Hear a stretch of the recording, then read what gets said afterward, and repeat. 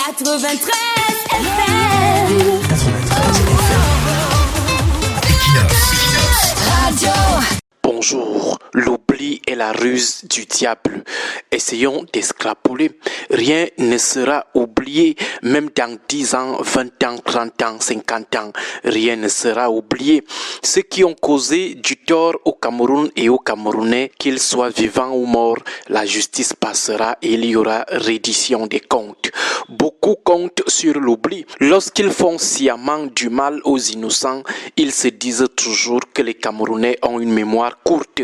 Ils ont le pardon facile, du coup, volons, pillons, matons-les, frusquons-les, piétinons-les. Après, nous allons filer entre les mailles du tribunal de l'histoire parce qu'ils oublient facilement. Zéro. Rien ne sera oublié parce que laissez croire à ceux qui font sciemment du mal aux Camerounais qu'ils seront pardonnés sans justice, sans réparation des préjudices causés, c'est les encourager dans la méchanceté, c'est encourager d'autres à leur emboîter le pas. Il faut apprendre à la nation la rigueur. Nous devons apprendre à nos enfants que tout se paye ici-bas. Ça leur permettra d'être conséquents et éviter la méchanceté gratuite. Nous devons apprendre à nos enfants à ne rien laisser passer lorsqu'ils ont été victimes d'un acte de méchanceté. Que ceux qui disent qu'on doit toujours laisser car tout ce que Dieu fait est bon, que cela aille alors désormais inscrit des messes de remerciement pour dire merci à Dieu d'avoir rappelé auprès de lui un de leurs proches. Comme tout ce que Dieu fait est bon, qu'ils organisent désormais des grandes fêtes pour remercier Dieu après avoir rappelé auprès de lui un des leurs. N'est-ce pas, tout ce que Dieu fait est bon? Fêtez donc les malheurs qui vous frappent. Nous croyons que c'est de la lâcheté, c'est une fuite en avant. Ce sont des lâches qui ne veulent pas utiliser le pouvoir que Dieu leur a donné pour se défendre, qui utilisent ce raccourci du tout ce que Dieu fait est bon. Rien n'est bon dans l'appauvrissement des innocents, rien n'est bon dans la brimade et la violence gratuite contre les faibles, rien n'est bon là-dedans. Si nous voulons un Cameroun né de nouveau, nous devons apprendre à nos enfants la rigueur lorsqu'il faut punir et exiger des comptes. Ils doivent avoir la culture des archives, la culture du souvenir. C'est souvent important de rappeler à certains leurs frasques passées, les frasques de leurs parents, ne serait-ce que pour qu'ils sachent que vous n'avez rien oublié.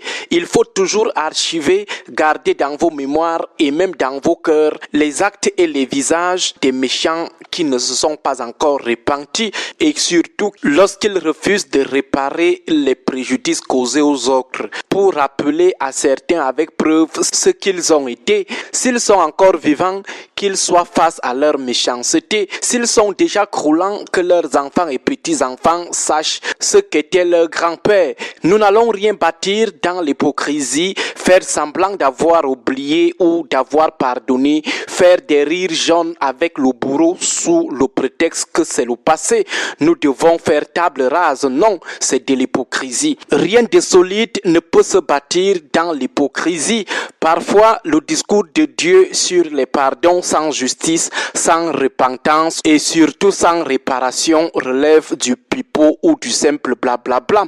Et ce qui est souvent curieux, c'est que ce qui arrive souvent avec le discours décalé de Dieu sur le pardon et l'oubli sont souvent présents lorsqu'on vous opprime, lorsque le méchant vous persécute, lorsque le méchant vous prive de vos droits, lorsqu'il vous violente, vous brutalise, lorsqu'il vous dépouille de tout, et ce pendant des années. Ces donneurs de leçons de pardon et d'oubli sont souvent là. Ils ne prennent pas votre défense, ils ne demandent même pas au méchant de vous laisser respirer, mais le jour où le méchant se trouve devant le tribunal de l'histoire, lorsque son heure d'être jugé et de payer le prix de sa méchanceté arrive, ces donneurs de leçons se précipitent pour vous faire la morale. Ils retrouvent leur langue, ils retrouvent leur vue. Pourtant, pendant tout le temps qu'on vous opprimait, ils étaient muets comme des carpes.